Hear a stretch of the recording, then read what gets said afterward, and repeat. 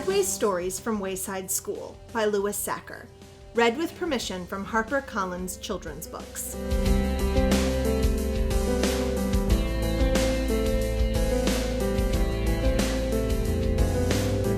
Chapter 22, The Three Erics.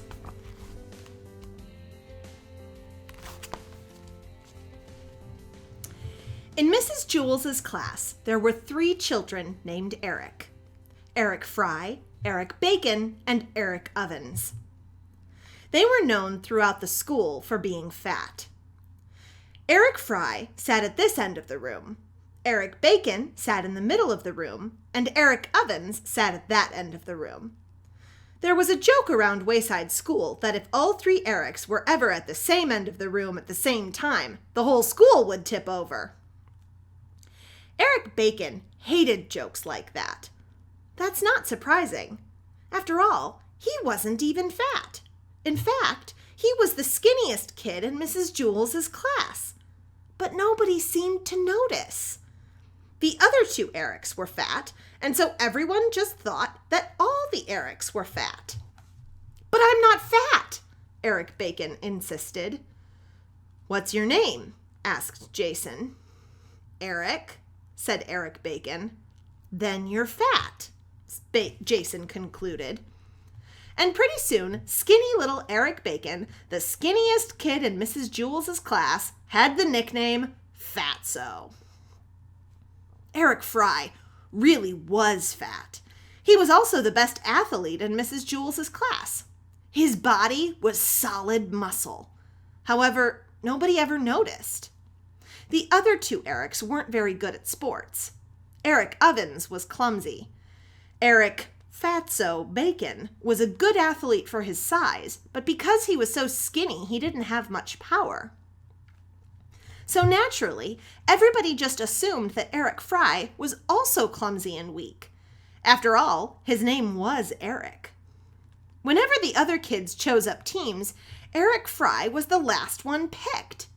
They never noticed his home runs or the fabulous catches he made. Like all great athletes, he made the impossible look easy.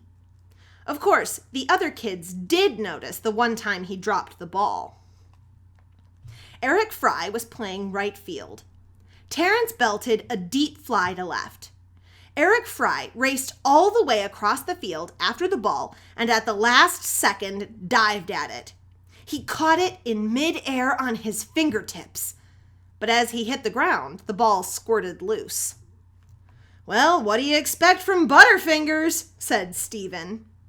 And since that time, Eric Fry has had the nickname Butterfingers. Eric Ovens was the nicest person in Mrs. Jewels's class. He treated everyone equally and always had a kind word to say. But because his name was Eric, everyone thought he was mean. Fatso was mean because everybody called him Fatso. Butterfingers was mean because he always had to play right field.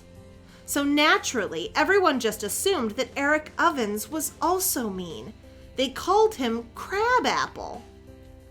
"Good morning, Allison," said Eric Ovens. "How are you?" "Lay off, Crabapple, will ya?" answered Allison. "If you don't have something nice to say, don't say anything at all." All 3 of the Erics had nicknames. It was better that way. Otherwise, when someone said, "Hey, Eric," no one would know to whom he was talking. One time, all the Erics would answer, and the next time, none of them would answer. But when someone said, "Hey, Crabapple," then Eric Ovens knew they were talking to him. And if someone said, "Hey, Butterfingers," Eric Fry knew they meant him.